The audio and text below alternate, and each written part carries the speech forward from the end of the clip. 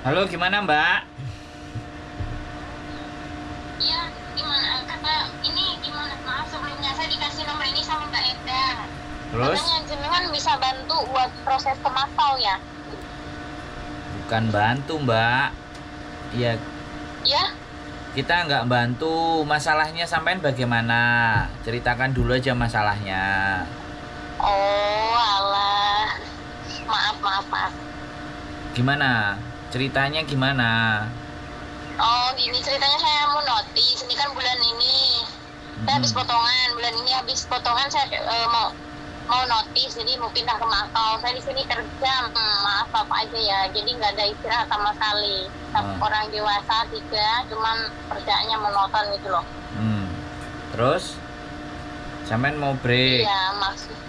Iya, maksudnya itu mau notis gitu loh. Kata Mbak Endang itu jenengan bisa bantu biasanya. Miss Yuli apa siapa saya juga kurang tahu. Saya dikasih nomor sama Mbak Endang Sanu. Jadi ya, sampean harus lihat kontennya. Nah, konten istri saya namanya Yulili. Konten saya namanya Sandro Iya. Jabrik. Oh, Jadi kalau sampean ngerasa bahwa bisa dibantu dan semuanya, sampean lihat profiling kami dulu. Yang jelas oh begitu ya. biar Iya. jadi biar biar kita juga bantunya enak. Karena kalau sampean hanya Oh, berdasarkan kata informasinya sama yang sampean sebutin tadi, otomatis ya kita kan nggak bisa mastiin. Tapi setidaknya ketika oh teman sampean begitu. memberikan rekomendasi kan paling tidak supaya Iya, menemukan hasilnya. Nah, jadi iya. kalau saya boleh cerita, karena sampean sudah telepon, saya nggak ingin sampean telepon nggak dapat apa-apa, sayang. Tapi Iya, betul. saya sampaikan lagi ke sampean nggak perlu menyebutkan nama siapapun harusnya sampean, tapi Oh, tadi maaf, udah maaf. disebut tapi Saya nggak kurang apa-apa. tahu Itu kan soalnya. yang menginformasikan Iya. ke sampean. Oh, Jadi, iya, iya, iya. halo, Iya, sampean masih dengar Mbak? masih saya masih dengar kok. Maaf, maaf. Sebelumnya memang saya kurang tahu, maaf. Oh, nggak apa-apa, nggak apa-apa. Jadi begini, kalau proses di Makau memang sebaiknya sebelum sampean break, ya kan? Sekali lagi sebelum sampean break, itu Iya, iya. sebaiknya kalau sampean punya waktu boleh sampean ke Makau dulu, survei situasi dan keadaan. Oh, Atau gitu ya. Iya, iya. atau bertanya dulu karena sekali lagi di Makau banyak sekali teman-teman yang sesama bangsa kita tapi gila-gilaan kalau calo. Jadi sampean datang, Oh, terus kalau memang sampean mau nemuin, kami punya teman yang punya agent. Nah, oh nanti iya, boleh, boleh, boleh. kalau sampean misalnya sudah yakin dan fix, terus diinformasikan, informasinya benar, silahkan Betul. monggo, silahkan monggo. Nanti diantar ke tempat Oh iya, iya. agentnya. Cuman ya biasanya Oh, dia nggak akan minta potongan dan semuanya, tapi untuk nganterin sampean ke agent itu paling dia minta fee. Gitu aja. Tak anterin. oh, Kamu iya, mau jadi mau nggak iya, sama iya, agent itu silahkan tak anterin sampai ke iya. tempatnya. Nah, kalau kalau sampean Oh, rekomendasi teman dari saya kan otomatis dari saya yang harus bisa dipercaya kan kayak gitu tuh. Jadi iya, nek betul, kalau betul, kalau betul. nggak kalau meleset, nah makanya kan saya perkenalkan sekali lagi nama saya Sandro, konten YouTube saya Sandro Iya. Jabrik, konten istri saya Oh, gitu. Yulili. Oh, iya, iya. Jadi seperti itu Kak. Sampean bisa tonton profilnya. Kalau saya prinsipnya seperti itu Iya. kalau ke Makau. Jadi Oh, iya, supaya iya. lebih enak, supaya lebih tepat, sampai nanti nggak salah-salah, itu memang benar-benar kalau memang sampean punya waktu survei, silahkan survei. Tapi kalau Oh, boleh, sampean boleh tuh, langsung, iya. langsung memutuskan, ya kan, sekali lagi langsung memutuskan Iya, pergi. Nah, saya iya. khawatirnya nanti kalau nggak sampai 1 bulan nggak dapat majikan kan susah.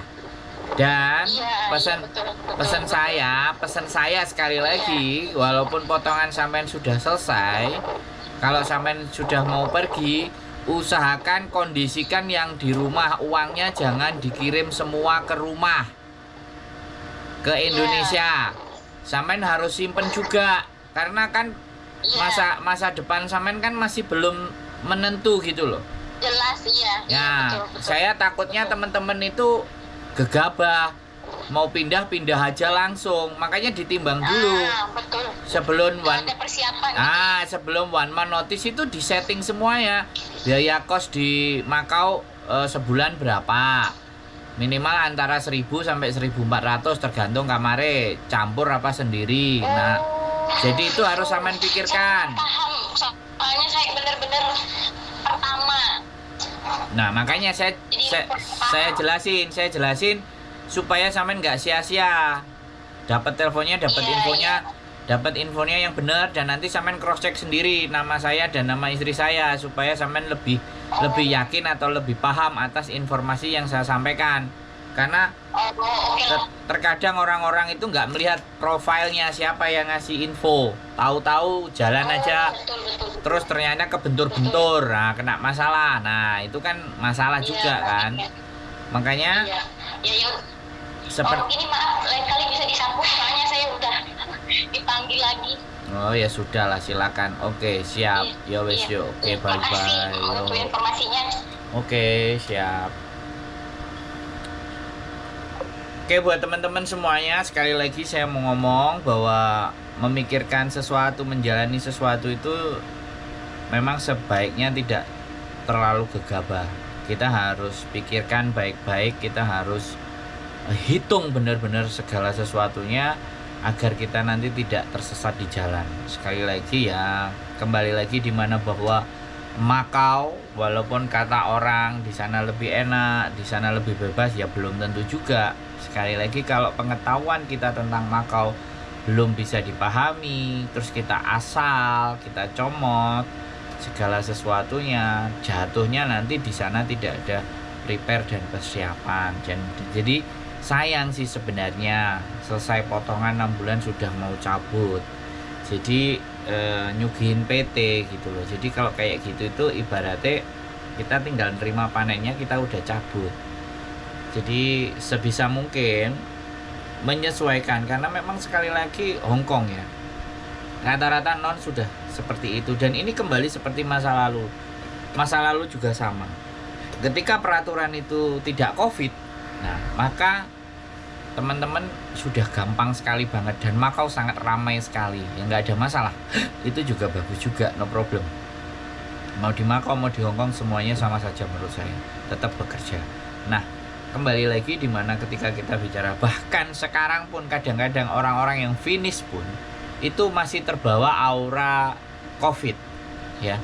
Jadi dia merasa sudah finish, kemudian dia merasa bisa milih-milih majikan. Akhirnya kemarin ada sempat cerita di agent, milih-milih majikan, visanya kurang ibaratnya ya, saya nggak tahu, finish itu kan habis gitu.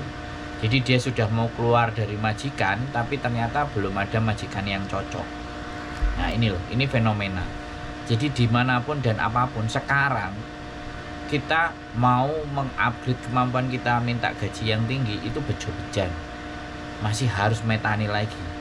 Dan pastinya kalau majikan Hongkong juga udah tahu, sekarang cari CC itu sudah harga standarnya 473. Ketika kalian menaikkan standar jadi 5.000, 6.000, 5.500, saya rasa saya bukan mendiskreditkan ya, memang ada, tapi kalian harus menyiapkan mental yang ekstra. Karena dia membayar lebih dari standar, pasti tuntutannya dia jauh lebih besar. Kecuali teman-teman yang sudah finish terus mau pergi, majikannya ngerayu lagi nambahi gajinya. Nah itu beda. Jadi sekali lagi saya kemarin ngelihat beberapa kali interview itu dia ngajukan gaji lebih.